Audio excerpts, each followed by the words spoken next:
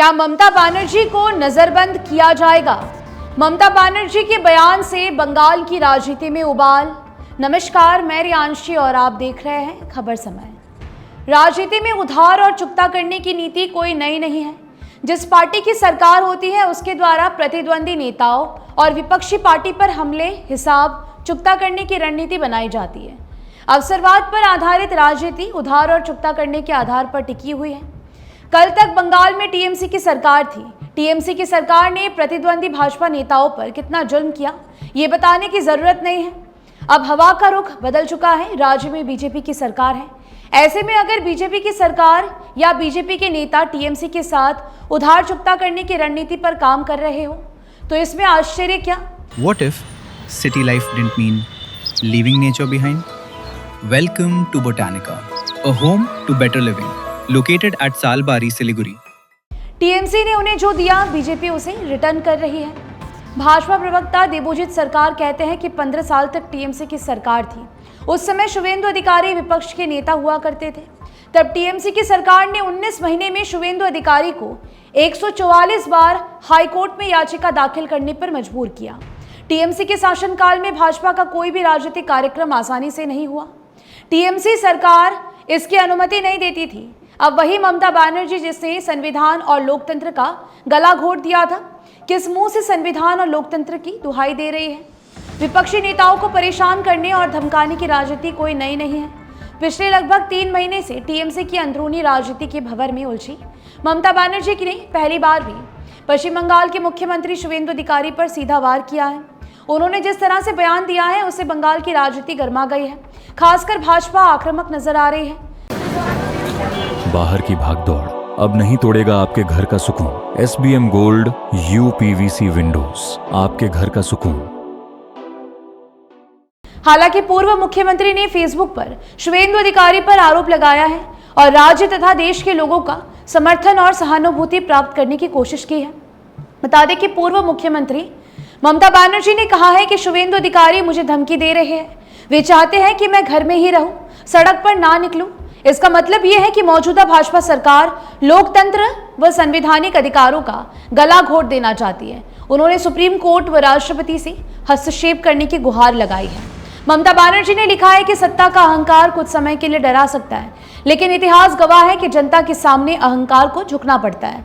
ममता बनर्जी ने social media platform X पर एक पोस्ट साझा करते हुए मुख्यमंत्री शुवेंदु अधिकारी पर यह आरोप लगाया है और कहा है कि शुवेंदु अधिकारी मुझे घर में नजरबंद करना चाहते हैं। अगर मैंने उनके हिसाब से काम नहीं किया तो वो मुझे घर में कैद कर देंगे। क्या यही लोकतंत्र है? क्या यही संविधान है?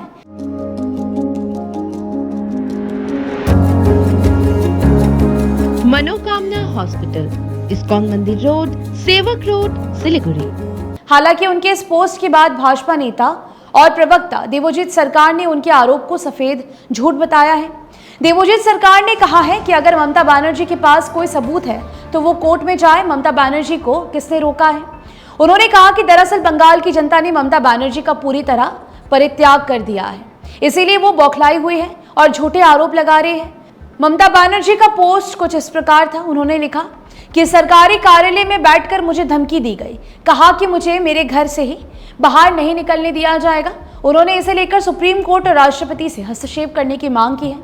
वहीं दूसरी तरफ शुवेंदु अधिकारी का 15 सेकंड का जो वीडियो सामने आया है उसमें शुवेंदु अधिकारी को ये कहते सुनाई दे रहा है कि आप फेसबुक पर ही रहो, दोपहर में आपको सड़क पर नहीं निकलना होगा, आप सड़क पर ना आ पाए इसकी व्यवस्था मैं करूंगा।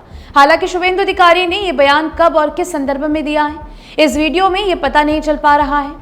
बता दें कि राज्य में शुवेंदु अधिकारी के नेतृत्व में भाजपा सरकार 3 महीने पूरे करने जा रही है। दूसरी तरफ ममता बनर्जी पहली बार भाजपा और राज्य के मुख्यमंत्री पर आक्रामक हमला करती नजर आ रही है। Elevate your career at IIHM Siliguri, organizers of the International Young Chef Olympiad. Earn a degree with placements in France and Mauritius. Now in Kalimpong. Mamata Banerjee ने साफ कहा है कि जब तक मैं भाजपा को हाशिए पर नहीं पहुंचा देती हूं तब तक राजनीति से संन्यास नहीं लूंगी। मेरी लड़ाई जारी रहेगी। उन्होंने राज्य में जनगणना को लेकर भी आरोप लगाया है कि भाजपा इसके जरिए राज्य में NRC लागू करना चाहती है।